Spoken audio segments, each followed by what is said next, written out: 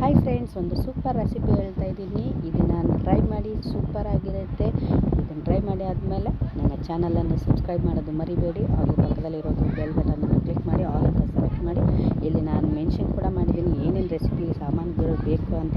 ಅವನ್ನೆಲ್ಲ ಹಾಕ್ಬಿಟ್ಟು ಮಾಡಿ. ಇದು ರೆಸಿಪಿ ಸೂಪರ್ ಟೇಸ್ಟಿಯಾಗಿರುವಂಥ ಸ್ನ್ಯಾಕ್ಸ್ ಟೈಪ್ ಇರುವಂಥ ಒಂದು ವೆರೈಟಿ ರೆಸಿಪಿ.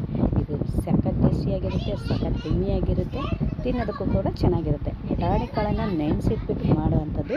ಇದಕ್ಕೆ ಮಾಮೂಲಿಯಾಗಿ ಮನೆಯಲ್ಲಿರುವಂಥ ಸಾಮಾನುಗಳನ್ನೆಲ್ಲ ಹಾಕಿಬಿಟ್ಟು ಮಾಡೋದು ತುಂಬಾ ಟೇಸ್ಟಿಯಾಗಿರುತ್ತೆ. ಒಂದು 2 ವಿಸಿಲ್ ಕುಕ್ಕರಲ್ಲಿ ಕುದಿಸ್ಬಿಟ್ಟು ಅದಕ್ಕೆ ಈ ತರಕಾರಿಗಳನ್ನು ಕಟ್ ಮಾಡಿಬಿಟ್ಟು ಟೊಮೆಟೊ, ಈರುಳ್ಳಿ, ಸೌತೆಕಾಯಿ ಏನೇನು ಬೇಕು ಇವೆಲ್ಲದನ್ನು ಹೆಚ್ಚಿಬಿಟ್ಟು ಹಾಕ್ಕೊಳ್ಳಿ. ನಿಮ್ಗೆ ಏನೇನು ಬೇಕು ಎಲ್ಲ ಹಾಕ್ಕೋಬೋದು, ಇಂಥದ್ದೇ ಅಂತೇನಿಲ್ಲ.